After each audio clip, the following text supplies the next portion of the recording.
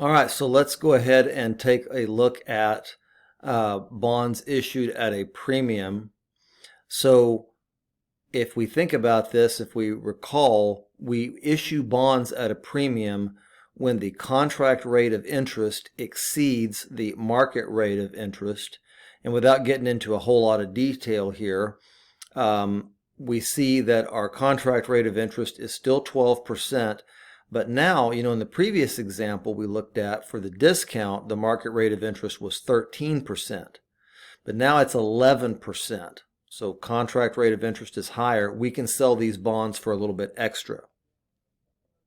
And we have to sell them for extra because we're effectively paying out too much interest. We got to get a little bit extra to make up the excessive interest that we are paying. So here we have an example. It says, assume that the Candlestick Incorporated bonds that we described previously, when we're talking about discounts, sell at 102 or 102% of $100,000 face value rather than the 98 that we looked at before. Well, what's going to happen is we sold them for 102% of 100,000. Well, that's $102,000 cash. Our liability for the actual bonds payable is still only the face amount of the bonds. That will always be the case. So our liability for bonds payable is $100,000, but we have an issue here. If we stop right there, our assets for this transaction, $102,000, do not equal our liabilities of $100,000. So we have to make kind of an adjustment so everything stays in balance. And we're going to use, again, a contra liability account, except that instead of calling it a discount on bonds payable, it is a premium on bonds payable. And we add that to the amount of the bonds payable. $102,000 now equals $102,000. Not sure what happened there. So here we go. This is just the partial balance sheet based upon the liability section. The actual liability itself is still $100,000, but we add the premium on bonds payable contra liability account to get us to $102,000. And again, that helps everything balance. Do notice it says the borrower is not required to pay the bond premium at the maturity date of the bonds. Thus, the bond premium is considered to be a reduction in the cost of borrowing. The effect of the premium amortization is to decrease the interest expense on every semi-annual interest payment date. So with a discounted bond, the effect was to increase interest. Now, when we have a bond premium, we are effectively decreasing interest expense. And we'll just look at an example of how that exactly works. Okay, so the first thing we can look at is how we would journalize this entry. So we have a situation where we still have a $100,000 bond issue, but we're able to sell these bonds for $103,769. So just as a reminder, and again, this is pretty specific here, these bonds were issued at 103.769. We won't deal with anything that specific, but we might have 103.5, something like that. Okay, so I just want you to understand this is how we came up with this figure. This is a situation clearly where the contract rate of the bonds, 12%, is higher than the market rate of interest, which was 11%. So we're going to receive cash, in this case, $103,769. The bond payable liability, just as it was with the discount, is only $100,000. we must credit premium on bonds payable. We must credit it to make our journal entry balance out. We can't debit it, otherwise we'll have like 107 something over here and 100 here. So this discount on bonds payable is set up with a debit, but a premium on bonds payable is set up with a credit, and that makes sense. That's the only way we can balance. Okay?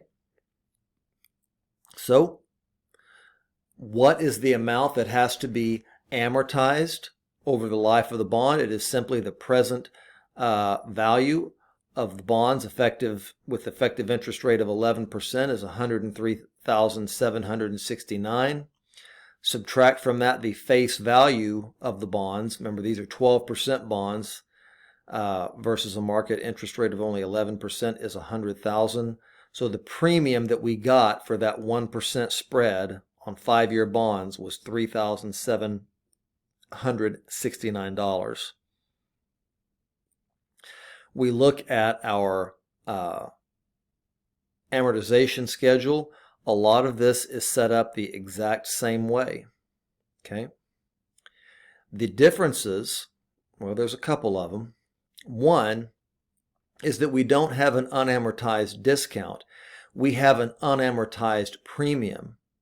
And so in our previous example, our bond carrying amount was $100,000 minus D, but now we're going to add the premium to the face amount of the bonds to create a carrying amount of $103,769. Our interest payment dates are all the same, and our interest paid, 6% of face amount because it's semi-annual, is $6,000. However, we now have another difference. Notice that our interest expense is 5.5%. 11% interest divided by 2. 11% interest, I almost did it again.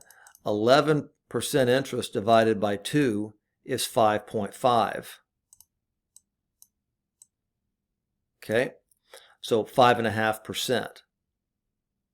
So we are paying interest of $6,000, but our interest expense, just looking at this first payment, is $5,707.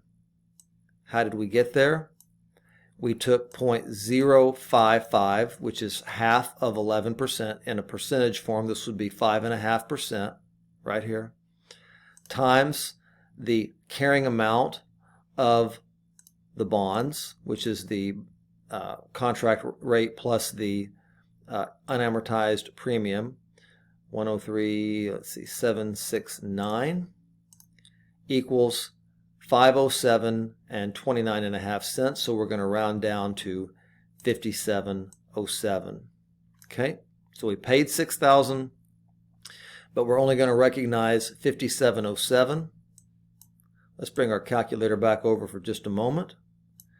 If we take $6,000, which is the amount of interest actually paid to the bondholder, subtract from that the amount of interest expense recognized over on the income statement of 5707, we come up with $293 difference through a process called subtraction. Okay, so, and there it is right there. But notice what happens here. We started off with an unamortized premium of $37.69.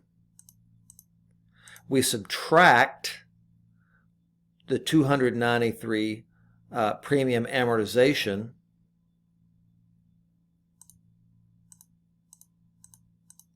and we come up with our new unamortized premium. We've amortized $293 of $37.69, leaving $34.76 unamortized. If we were to add the face amount of the bonds, we would come up with $103,476, and look right there, $103,476. That is our new carrying amount after 6 months. Notice that the unamortized premium continues to go down, down, down, down, down, and we start here at 103,769, and by the time we're done, we end up right back at the face amount of the bonds, $100,000. Okay, and then finally we have a journal entry to show us how we would do this. Our interest expense on a premium, again, is going to be less than the amount of cash that we actually pay out. We looked at that example. It was $57.07 based on the 11% market rate when we have bonds that pay 12%. Interest expense, again, is always going to be a debit, as all expenses are. So $57.07 is the amount of interest expense that we're going to recognize, but we paid out $6,000 in cash. So how do we make this balance? Well, it's simple. We set premium on bonds payable up, whatever that figure was, $37.93 or whatever it was, I can't remember, $37.43 I think. We set that up with a credit. Now we're going to debit $293 of that over here, and if we take $57.07 and $293, that adds up to $6,000, and we in fact balance. All right, let's stop this video, and then we'll have one more on bonds.